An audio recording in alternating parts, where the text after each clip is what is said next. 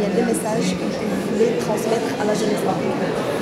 Et quel message je transmettre à la jeunesse marocaine que la citoyenneté, c'est trois choses, je pense. C'est la civilité, le civisme et la solidarité.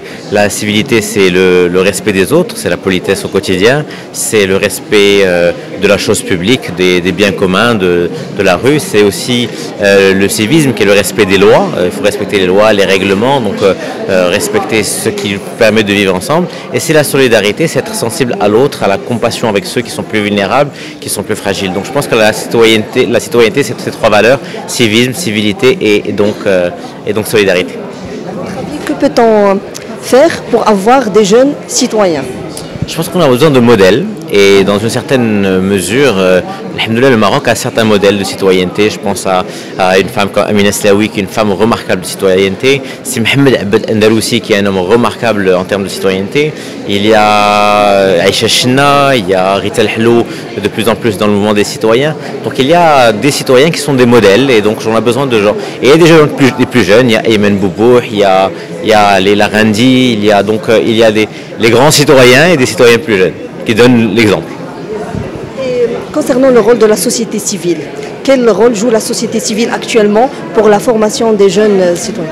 On a une société civile formidable qui est vraiment très, très vive, qui produit beaucoup de choses, qui aussi bien dans la citoyenneté comme encore une fois le Café des citoyens. Je pense à Tizi, mais je pense à Solidarité féminine. On a des centaines de très belles initiatives qui font qu'on donne l'occasion aux jeunes de travailler dans les associations et qui apprennent, ce faisant, ils prennent goût et dans les universités aussi, à Al-Hassania, il y a des modules de citoyenneté qui permettent aussi d'apprendre aux jeunes élèves ingénieurs de prendre goût au service de l'autre.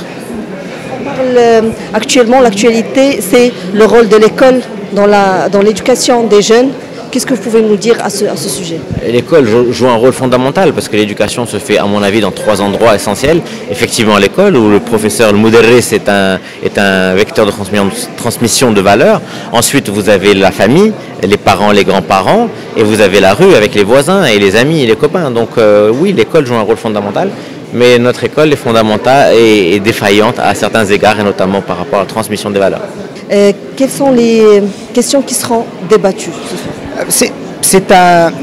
C'est un débat très très important aujourd'hui de parler de la jeunesse dans le cadre de la citoyenneté. D'abord, les questions qui vont être posées sont très simples. Qu'est-ce que la citoyenneté? Est-ce que les Marocains ont pris pleine conscience de ce mot, de ce vocable qui est la citoyenneté?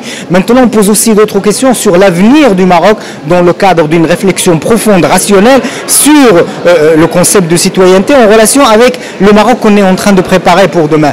Quel Maroc pour la jeunesse de demain? Quelle implication pour les jeunes dans le Maroc et la construction du Maroc de demain? Et au-delà de tout ça, qu'est-ce que le Maroc comme État, comme gouvernement, comme activiste, que ce soit dans la société civile, que ce soit au niveau des organisations, qu'est-ce que ces gens-là proposent à la jeunesse marocaine dans le cadre d'une citoyenneté rationnelle, responsable, pour préparer un Maroc autre, un Maroc différent, un Maroc qui traverse une période de mutation assez profonde et dans ces mutations-là, il est important de garder le cap et de savoir où on va. Donc aujourd'hui, nous sommes dans le cadre de cette conférence, échanger pour mieux comprendre, et nous sommes vraiment en train d'échanger entre nous et échanger entre nous de manière tout ce qu'il y a de plus simple, de plus constructif pour poser les bonnes questions. Et à mon sens, la meilleure des questions à poser aujourd'hui, c'est comment intégrer la jeunesse dans la construction du Maroc de demain, parce que c'est leur Maroc qu'on est en train de construire. Et c'est la bonne question. Parce qu'il ne faut pas réfléchir à la place des gens.